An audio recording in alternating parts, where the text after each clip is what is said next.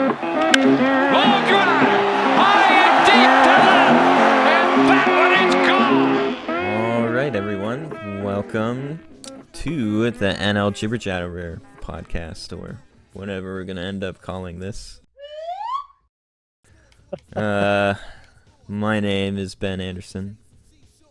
My name is Jay Ruiz. And we're here to talk about the NL. Mostly, though, what we're probably going to talk about is Cubs and Reds, because those are the two teams that we follow. We got Jay, a lifelong Reds fan, and I'd call myself a lifelong Cubs fan, but nah, probably. Yeah, probably around 8.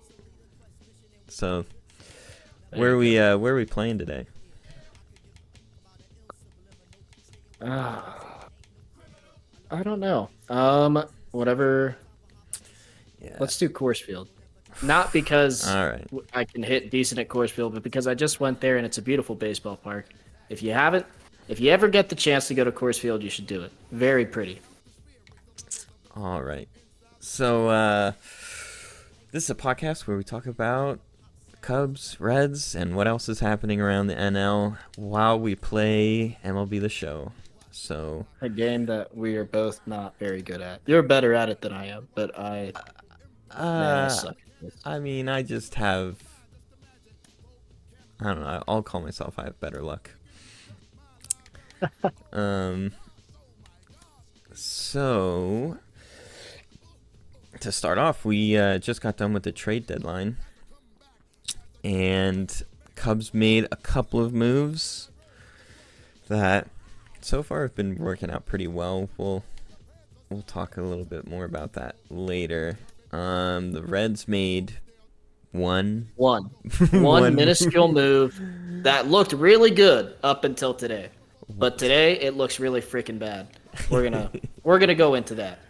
But yeah. Oh my gosh. Fun times in This is going to in be NL. a little bit of a therapy session, I think, for me, Ben, because Yeah. it helps me. You know me. I'm a guy who likes to talk. I like to get my opinions out there because my opinions rock. I mean, I'm not trying to toot my own horn, but they do. Your opinions are pretty freaking good, too, most of the time, except for yours about the Reds. But because they're this right. is going to really help me. No. This is going to help me get my frustrations out because I'm not going to lie to you, man. Vibes are down. Morale is low. It feels like we just got kicked in the groin and left in the alley with our wallet stolen. And I just got to tell you, like, I'm really looking forward to be able to put this out there for Reds Nation, Reds Country, and for anyone else who wants to listen as well. Everyone's welcome, right? Podcast Sure, about the of NL. Of course. It's going to help me. Yeah, meanwhile, the Cubs are riding pretty high, I'd say. Shut the freak up. Let's see. I think they are. Ooh, I think the last thing I heard was they were 16-4 in their last 20 games. I could totally be wrong, but that I know we had 4 losses and probably anywhere between 13 and 16 wins. So a pretty hot July. They,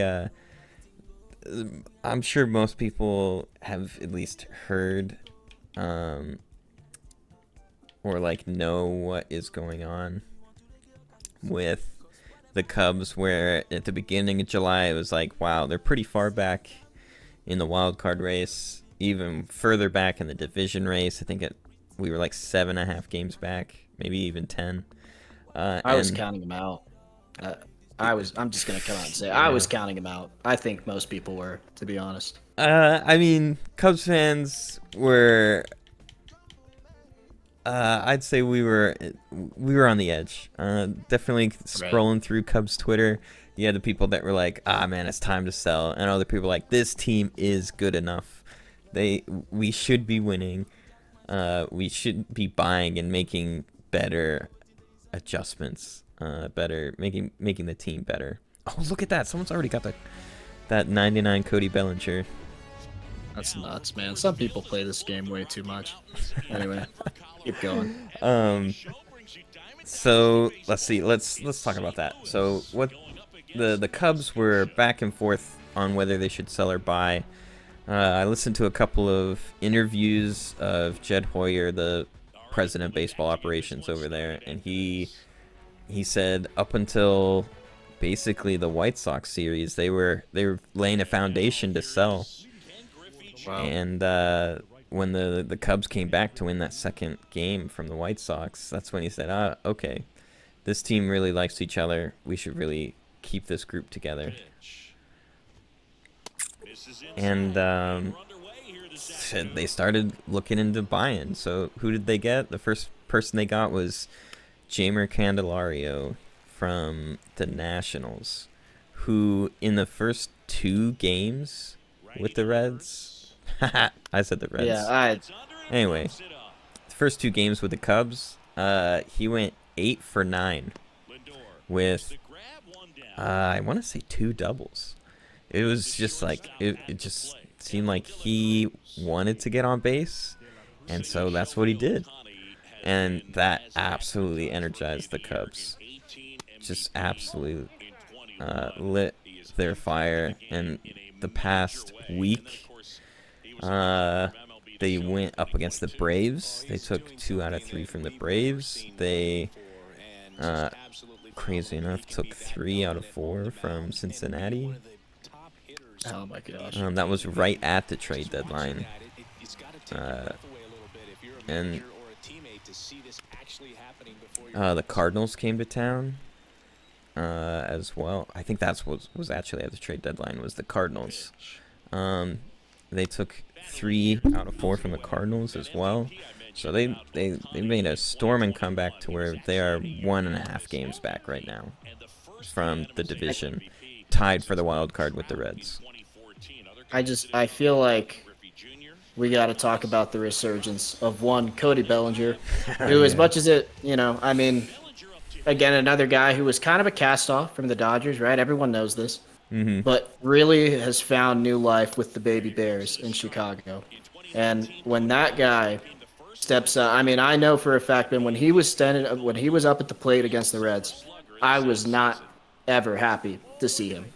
You could say I was scared, honestly. I didn't like the idea of us having to pitch to that guy because everything he hit, I mean, he has foul balls. And I texted you this, I mean, even his swings and misses just looked so dangerous. Yeah. He just looks so locked in at the plate right now. It's like no one can beat him. It's when you have that kind of guy going for your team, and when you have everything that Jeimer Candelario has been able to bring to the table in terms of energy and all the things that you mentioned, it just really bodes well for the Cubs. And they look like everyone at the beginning of this year I know was talking that maybe they're a 500 team, maybe they're gonna maybe they're playing to build a foundation for this year and then make a contention for next year. They look like they're ready to contend right now. Yeah, I mean, going into this year, they had, I want to say, 3 definite sort of contracts with Cody Bellinger, Trey Mancini, and oh man, the player I really hated the most, or was frustrated with the most, and I can't remember the other first baseman right now. That's embarrassing. That's how much I wanted him gone. Oh man. Eric Hosmer, man. Eric Hosmer, there it is. Just, I've told you this before, but it felt like every time he came up to the plate in a high pressure situation, or runners in scoring position, runners on, it was just like a momentum killer. Just like every time, ground ball outs, double plays.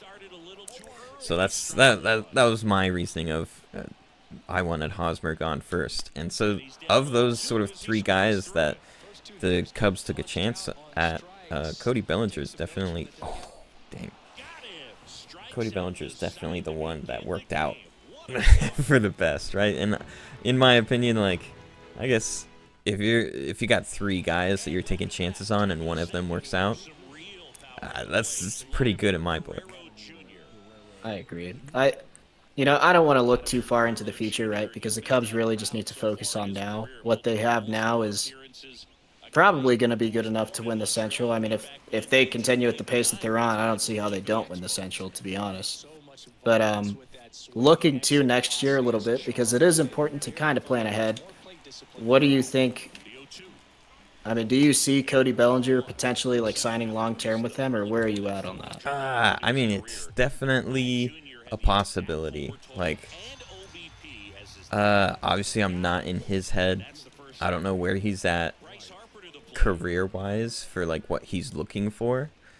That's true. But the Cubs definitely need him. And it's annoying because the summer of Tauchman is going on right now. Mike Tauchman has been absolutely on fire for the Cubs. He's when he's in the lineup, he's leading off. He's getting on base at least twice a game, whether it's with a hit or a walk. And he said I think they said 8 home runs now for the year. So like he just spreads the ball around. He finds a way to get on. But the annoying part is he plays center field. So that's where Cody plays. And I wouldn't be surprised if he sort of looks at that and goes, well, I don't really want to play first base. But Tauchman doesn't really play anywhere else. They're paying a lot of money to Seiya Suzuki and Wright. They just extended Ian Happ. So it's really up to Cody Bellinger. If he stays, they're definitely going to go with him in center, which leaves Mike Tauchman maybe a DH spot. Which I wouldn't say is a waste because he's a good bat, but just not your typical DH kind of player, I guess. Yeah, I mean, you need your DH to hit dongs. There's no other way about it. They got to hit some rockets, consistently. Is he that kind of guy? I haven't watched him enough to know. So Nah, he's really a contact guy, that really knows how to spread the ball around. okay, yeah, I hear what you're saying. I mean, best case scenario, if you're a DH and you're a contact guy, if you're Luis Arias, you're probably effective, but you really just have to have a high OPS. I'm not going to go into it here, but you know how I feel about the batting average stat. Yeah, I think OPS is a lot more valuable. So if you look at a guy's OPS and what they're doing with their at-bats when they hit the ball, I think you want a guy to be ideally 750, 775 plus, maybe Right. even 800 plus. So the Cubs are probably looking like they want a guy 800 plus right now, just the way how their bats are going. Yeah, I mean, right now our DH is Christopher Morel, who is He hits dongs. he He hits the ball hits the so ball hard. very hard. He hit the first pitch out today against the Mets, and I didn't see how the game ended today because I got busy after work. But Right. yeah, he hit the first pitch of the game out, and yeah, I think it was 107 or something like that. He hits the ball very hard, but he is a rookie, and rookies, I would say, are notorious for their not so great plate discipline. Oh I my left goodness. that over Ellie there. De La Cruz in a nutshell is what you just described. Yeah. If I can go into this a little bit, this is a part of my therapy, like I said. The Reds rookies have really been the lifeline of this team. Going into the year, I think the Reds were projected 100 losses. If it wasn't 100 losses, it was 98 or 99. It was absurdly high. They were not going to be good. Is basically what I'm trying to get at. And you look at the guys that they had in their farm system at the time. I think most Reds fans knew Ellie De La Cruz, and they knew that he was probably going to be legit. I don't think we were really expecting somebody like Matt McClain to be as good as he has been, or Andrew Abbott to be as great as he's been on the mound for us. Right. And even beyond that, I mean, you look at to the guys who no one really knew, like Christian Encarnacion Strand, CES, before the season started. I don't think a lot of people knew about him. Will Benson was a guy that we received in a trade last year, and I don't think anyone knew Same or with factored him Spencer into that. Steer, right? You got him in a trade Well, last year, I think. yeah, we got him in a trade from the Twins last year. Him and CES actually came packaged together. Oh, So okay. Spencer Steer, again, another guy that the Reds acquired, and all these rookies have been, for lack of a better term, very streaky for the Reds, and I think that that's been the reason why things have not been going so well right now. The Reds are just, it feels like when they're on, man, it's like no one can touch them. It's like they're in every game. They're fighting and clawing their way back and everything. They're grinding down the opponent. But right now, it just kind of feels like when you get into a rut, and I think this happens with every team at some point in the season, right? This is one of the cool things about baseball is how long the season is. It affords every team this kind of opportunity. But when you get in a rut, Ben, sometimes it just kind of feels like at the beginning of something going wrong, it's kind of like, oh, here we go again. You know what I mean? Yeah, Like, yeah. I'm sure you felt this way about the Cubs because they've had, I think they've been a little bit streaky at times too this year. This is definitely one of the I upswings. actually found out they only have one losing month, which, Wow. like, thinking back at how the season has gone, it has not felt like that. But yeah, record-wise, June was like their only losing month. But it just, from all the games, it felt like they should be doing better, right? Like there should be more wins in that column. Someone, the opposing team gets like a two out walk and then a home run right after that, and all of a sudden you're down like 2-0, or they extend their lead by 2, and it's kind of like, oh crap, here we go again. You know what I mean? Yeah. It's just like, dang it. And that's kind of the feelings that I'm getting from the Reds right now. There are a lot of there are so many things that I think I could go into with each rookie, but I'll probably just start with the man who's up bat right now. I think Ellie De La Cruz gets really disproportionate coverage, to put it kindly. The things that he does that are very good are blown up because of how cool they are, right? Like, Yeah, how you fast steal he home. throws it. That's so cool, Yeah, right? yeah. Like, oh, in the StatCast, he threw this ball 99 miles an hour from shallow left field and threw the guy out at home. And it's like, yeah, that's really cool. They've got him in It's left no field. secret that Ellie's skill set is such that it's very hard for him to suck at baseball. Like, Yeah, okay, he's yeah. not gonna be bad because he's so athletic and he can do so many things at such an incredible level that it's like he's never going to suck as long as he can run like he does, which he probably won't for his whole career. But Yeah. maybe if he can keep that up, like the guy can hit a tapper to like second base and he might be able to beat it out and get a hit. Right, I recall right. that Astros play where he hit a ground ball to the first baseman and Jose Abreu couldn't beat him to first base, and he got a base hit out of that. So like the things that he can do are really great. They're incredible to watch. But I gotta be honest, man. Sometimes I watch Ellie and I'm just like, holy crap, what is he doing? Like, sometimes he looks a little bit lost at the plate, and his plate discipline has just been. He's got a lot of room to improve. I don't want to be too negative here because I don't want to get clipped. Mostly, that's my motivation in that. Don't get clipped. The internet's a cruel place. I don't want to Yeah, get yeah. clipped. Please don't. Yeah, makes sense. But his plate discipline has a lot of room to improve. He waves at way too many pitches outside of the zone, and it just kind of seems like he looks at too many fastballs that just go right by him in the zone. And it really, man, sometimes that's just a little hard to watch. Yeah, I'll say Christopher Morel, when they first called him up, he was like super hot, hitting home runs left and right, and then he went through, like most of the Cubs, went through a cold streak in June. Cody Bellinger was injured with a knee injury that he suffered. Actually facing, was it the Astros? I forget who they were facing, but he's sort of landed funny, making a crazy catch up against the wall.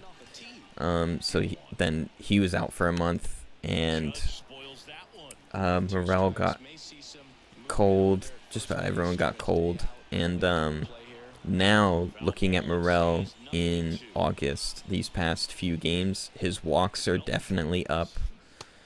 But I wouldn't be surprised if I were to look at his swing and miss rate, his whiff rate, that it's still the same, because sometimes I see him up there and he swings real hard at some balls that he had no business trying to swing that hard at. Some big woofs and swishes coming from that batter's box sometimes.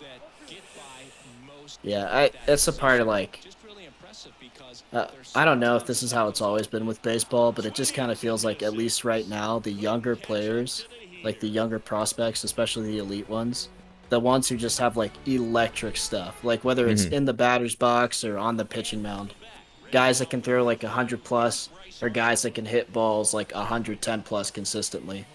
Like, it feels like it's kind of an all or nothing effort from them sometimes.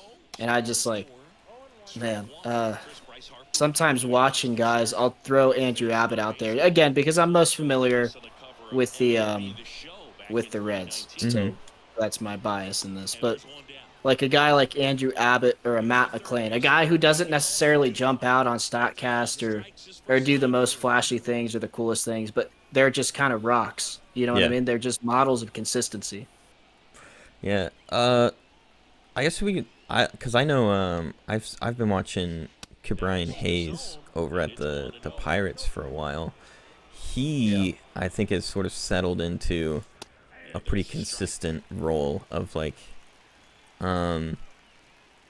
being able, he's super good at third base defensively, and then hitting wise he'll have some highlights and such, but for the most part I think it's just consistency. I think that's sort of where most players find, like, that's how they stay in the big leagues, right? Oh, 100%. They're not, most teams, yes, they like the big moments, the crazy home runs or running super fast around the bases to try and get an extra run or something like that. But I think that's what's really what I like about Mike Tauchman the most, is just how consistent he is. And same with Cody Bellinger. When they get up to the plate, you're just like, okay, anything can happen. Like, Mike Tauchman could hit a single, he could hit a home run, he's going to spread the ball around, and then Bellinger's up there, and he's second best in baseball right now for batting average with 2 strikes. And you just think, yeah, he's down 0-2, but anything could still happen. And that's, I think, what I like about, that's when I enjoy baseball games. When you just go, yeah, it's not, might not be looking good, but anything could happen. I think it's when you know that the team is sort of in that state of giving up, that you just go, man, I'm gonna turn this baseball game off. Oh yeah. Yeah, I mean, we both watched teams like that, being Reds and Cubs fans. And I wouldn't describe either of our teams right now as being that kind of team. I think you described it. I mean, early in the season, both of our teams demonstrated an ability to rally back in games where it looked like they could have just given up, right? Yeah. Especially given the expectations of them at the beginning of the year. I know that the Cubs' expectations were substantially higher than the Reds. Right. But, you know, teams and players believe in themselves, and in the end of the day, that's what matters, not what Vegas thinks. Yeah, and I mean, right now, like, the Cubs feeling for me, I've watched pretty much every game this year. At some point, whether it was going back and watching it later or catching the highlights, it's always, right now, it feels like as long as the Cubs get runs on the board, there's always like a chance, whether they're down or not, like that they're gonna win, like that something could happen, a rally or whatever. But if they don't score at all, it just feels like insurmountable. They almost, like, I wouldn't say they get down on themselves, but like it could be 2-0 and it just feels like nothing is happening, and you're just like, all right, cool, maybe we'll just reset and get them the next time, like get on to the next day. So in my mind, whenever I'm watching the Cubs right now, it's like, as long as they score, I have hope. As long as there's some type of run on the board, whether it was in the first and then now it's the ninth, yeah, I'll always have that hope of they could pull this one out. Just out of curiosity, is it when they're scoring or is it when guys are getting on base? Because I know how I feel about this subject. I mean, yeah, when people are getting on base, I guess it's a little bit more hopeful. But like, the Cubs at the beginning of the year still always had guys on base, but it just felt like no one could get them home. And sad day. Very sad. Kenny will do that to you. Yeah, Anyway. yeah. Look at that, X-Red trying to show us up. Yeah, right now it just feels like there's so many people in the lineup that can get a single if needed, can get it out of the infield, hit a home run. I think the biggest surprise or like the most pleasant surprise of the year has been Yan Gomes for the Cubs. He's been hitting very well lately, just sort of being a guy that comes through. I might call him the most clutch player, maybe after Cody Bellinger, just because Cody Bellinger's he's put in that spot a lot more often. Right. Well, he probably has a lot more opportunities to do it also, just with I don't know, maybe where he hits in the lineup or just where he hits in the lineup, and also the Cubs have 3 catchers right now. Yan Gomes, Miguel Amaya, and Tucker Barnhart. So Tucker Barnhart he's dead weight. Do you think he's dead weight? I think he's dead weight for the Cubs. For the Cubs right now, I don't know about dead weight. He's picked it up the past couple of games that I've seen him in, where it's like he's doing what you would sort of expect of a normal catcher. He'll get 1, maybe 2 hits a game. He's definitely might take a walk, but not doing anything spectacular. I will admit that. So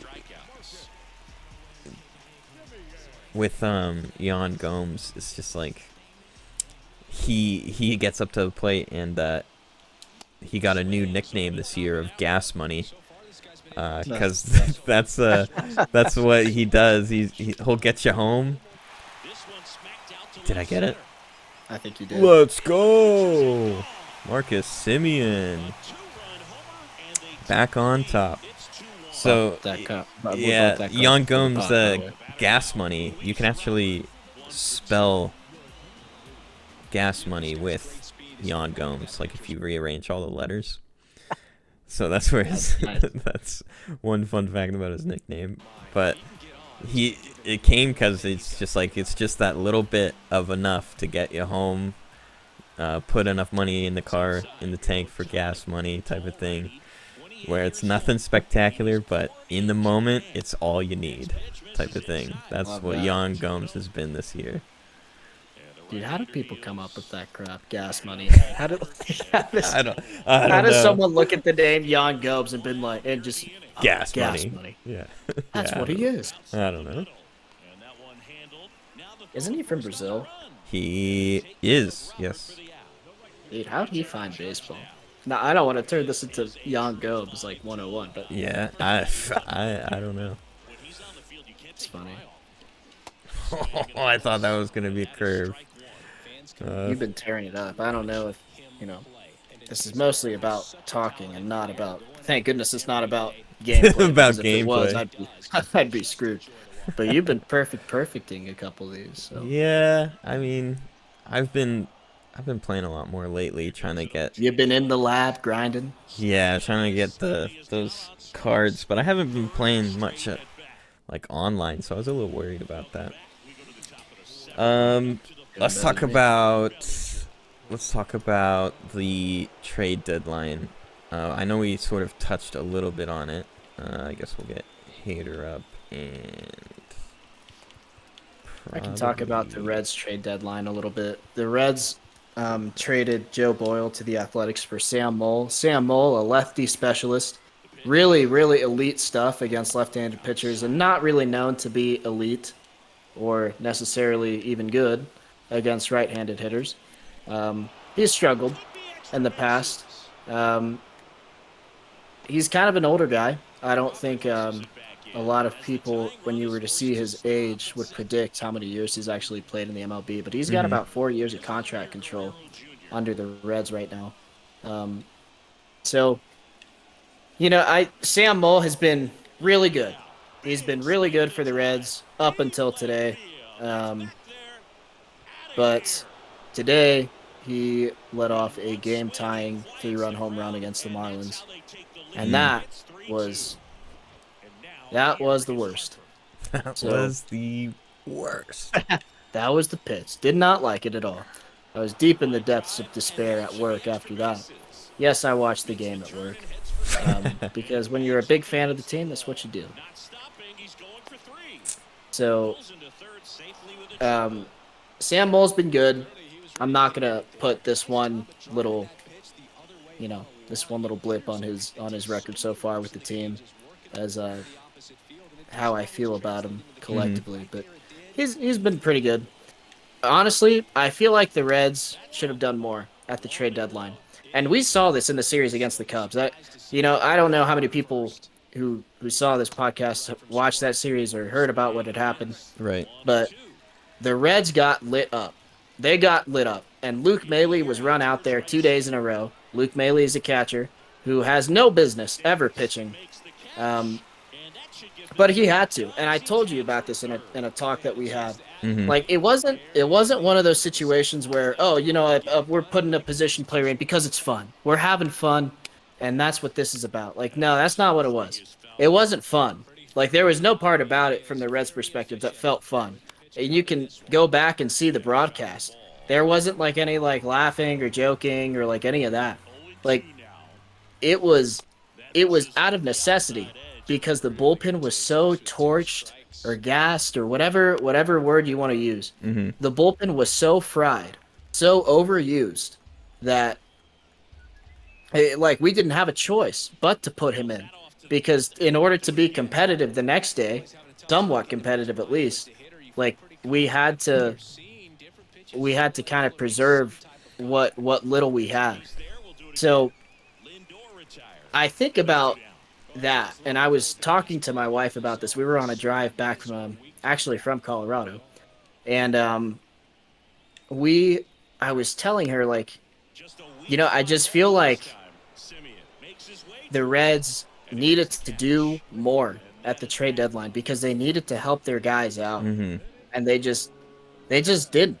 And I know that Nick Kroll, the Reds GM, has been praised by the fan base a lot as being this guy who's got us into this great position. So now we can contend for multiple years and everything. And how great is Nick Kroll? And I got to be honest, man, Nick Kroll, I don't agree with the decision to only add one arm, especially you needed to add a lefty arm. So I don't even, because we only had one in the bullpen. So, like, it wasn't even like let's help the team out. It's, oh, crap, we don't have any personnel in terms of left-handed pitching besides Alex Young, who's really not that good. We have to do this. No one in the farm system that you saw? There are left-handed pitchers in the farm system, but most of them are starters. And no lefties are ready to come up to the bigs right now. I mean, Connor Phillips is a left-handed pitcher, but he's probably going to be a starting pitcher, and he's going to kind of help us out towards the end of the year if we put ourselves in a position to contend. Maybe he could come up and pitch in the bullpen if we get to that point. But you know, you need to demonstrate to your team that you want to win. And I understand this perspective of like you want to do it with the guys that got you there, right? And you don't want to throw away the farm for one surprise year of contention and Right. you know, potentially it all just goes to the crapper. Yeah. But I just feel like there was more that they should have done. They needed to add more bullpen arms, and they just didn't do it. Yeah. I mean, ideally, if like I knew the Cubs had like a really good chance of making it to the World Series and like a good chance to make it to the World Series or win the World Series, I probably would have wanted them to add like a third. We got a third baseman, but like go out and get another corner infielder, like a first baseman or such. Get another lefty arm in the bullpen because pretty much all of ours are hurt. But if I switch, like if we switch over to what the Cubs did, the first move they made was for Jeimer Candelario, who is a mostly third baseman. He has played first base a couple of times, but it actually came out that like he hasn't played first base since 2 years ago, I think, in 2021. So people were a little worried about bringing him over and having him play first. But now he seems he's done a great job. Nothing abysmal has happened where it's like, he's not a first baseman. He also is playing third base, but I think the biggest thing has been his at-bats. Like, just bringing in that energy of like, hey, I'm getting on base. Let's do this. Let's get things done. We're a good team, and we can contend with the best of them. The Cubs also added, let's see if I get his name right, Quas, who is sort of a right-handed sidearm / submarine pitcher. He's not quite submarine like But you know, like the arm Rogers slide is brother. really okay. Yeah, his slot is very funky. But he's come in some pretty high pressure situations and shut the game down a couple of times now. And that was pretty much it for the major league club. They also added Josh Robertson, who they traded minor league pitchers. They traded away Adrian Sampson to the Rays to get him. So it's sort of like a my opinion when it comes to trading with the Rays is, yeah, you might get something from the Rays that they're really good at developing players, but also what do they see in the players that they're getting that they're trying to get from you? It makes you suspicious. Yeah, it makes you pretty suspicious. It's like, well, wait a minute, why do you want him? I don't want to trade him. I'm gonna keep him now. Yeah, and we also lost Nelson Velasquez, who was a real power bat, like electric grand slam against the Mariners early in the season. And then he gets sent down like the next game or something like that, back down to AAA, and everyone's like, what? But seeing what came out of it, Mike Tauchman coming up, it's just been sad for him, where it's like, okay, we traded Nelson Velasquez off to the Royals. Hopefully he gets up to the Royals at some point this year, because it'd be cool to see him play again. But other than that, like, the farm system for the Cubs is sort of intact. It would have been cool to see more people, but I mean, do we need it? It doesn't seem like it. They're playing pretty well right now. They just took 2 out of 3 from Atlanta, which the atmosphere from that, it was played at Wrigley. The feel of felt it like the just playoffs. it felt like it felt super important. I saw some of it. It felt like the playoffs. It was, and it I think it made Cubs fans like really crave like meaningful baseball, because we haven't had that in at least 2 or 3 years. Meaningful baseball after the trade deadline, after the All-Star break. So it's a really good feeling to sort of have that again. It's a privilege, man. I'm in like a lot of the fans of bigger market teams, and I'm not knocking on them. I'm just gonna throw this out there, okay? Fans of bigger market teams take that for granted a little bit, about always having, generally something to play for. Not every year, but Yeah. you get it more often than a team like the Reds. So and you brought up an interesting point. It's not like the Cubs made these giant splashes. Like, I know that Jeimer Candelario is a good, solid player, but I don't he think was probably the best rental bat moved at the deadline, I'd say. Yeah, and I mean, like, I don't know how many teams were like clamoring for Jeimer Candelario. Yeah, that's true. That's true. But I'm just gonna throw this out there. Like the Cubs, they did it without throwing away their farm system, right? The Reds and the Cubs, very similar in the sense that they have a lot of prospect capital that they can move if they want to make trades, right? And the thing that I'm just kind of like sat here a little bit twiddling my thumbs about is the fact that I look at the Reds prospects, and I'm just saying, like, these are prospects. I mean, not all these guys are going to work out. I'm sure, as much as it pains me to say, as much as I would love to see them all succeed and have long careers in the MLB, all the successful rookies that the Reds are having this year, probably not all of them are gonna maintain that level of success and have long careers in the MLB. Yeah. Right? Yeah. It's possible, but it's not likely. So I see these prospects that we have in our farm system, and I know that these guys are highly touted. They have a lot of trade value right now. And I just feel like, I don't want you to move hardly any of them, but could you have moved at least maybe a couple more of them to try to obtain more big league help? Right. Because it just feels like that was tough to watch right there. You just let a Oh yeah, I know. right I completely forgot I was even batting. Oh, I was gonna strike out anyway. It's the same result, just obtained a different way. But the win goes to Shohei Ohtani. The loss goes to Shohei Ohtani. Welcome to MLB The Show. Welcome to MLB The Show. Yep. Yeah, the last like week and a half of Reds baseball has made me realize how important defense, and I'm just gonna leave it at defense. How important defense is to a baseball team, because you saw it during the Cubs series. They made so many errors playing against them, and it came to bit us. It just bit us repeatedly over and over again. Especially when it's like you can't give a team like the Cubs right now extra outs. I'll throw a couple of other teams. Like, you can't give the O's extra outs. You can't give the Braves extra outs, because if you do, they'll punish you. Yep. Right? Yeah.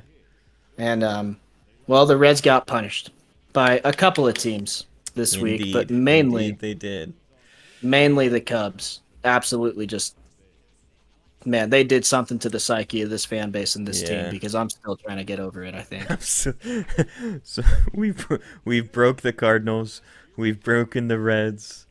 I won't say we broke the Pirates. I don't know what happened to the Pirates. They just sort of flash in the pan type of thing in the beginning of the year. But you like left the. I know that you're going through the NL Central, but screw the Brewers anyway. No. Anyway. They're next. They're in the lead, but we're gonna break them. Please break them. Oh my gosh, it's just I don't hate the Brewers. I don't hate Brewers fans or anything like that. Like I've always had respect for the Brewers, especially for as long as they've been able to maintain their success. But I'm just gonna throw this out there: when the Reds played against the Brewers, if there are any Brewers fans watching this, you might understand why I might say that about your team right now. It's just not that fun. It's not that fun to see your team strike out 15 times against the same team 3 days in a row or 4 days in a row, and then to have a week off and then do it again the next time you play him. So, Yeah, that's true. All right, well, it was kind of a pitcher's duel at the beginning there. First, second, third, and fourth to the fifth. Yeah, nothing. Oh man, I was trying not to lose it when he hit that home run in the seventh, but I felt it. I was losing him. I was not making good pitches, but it is what it is. So playing this game and talking is hard. You know, that's true. When you're trying to talk about something else, right? Yeah, it's true. It's tough. That's difficult. But we're gonna keep going. We're gonna be here and talk about what goes on in the season. Hopefully, ideally for both of us, one of us wins. Maybe one of us wins the division. One of us gets a wild card. What if all three teams just get hot and both of us make a wild card? We'll be here till October, right? Absolutely, we will. And October baseball is fun to talk about. It's almost as fun to talk as fun to watch as playoff hockey. Playoff hockey is pretty fun to watch. But we'll leave it there. We'll talk a little bit more. Hopefully, some good things for next time. Maybe, heaven forbid, though, that the roles are reversed, where I'm complaining about the Cubs and you're praising the Reds. But I really hope it happens at some point. Well, we'll leave it there. We'll catch you guys next time. All right, we'll see ya.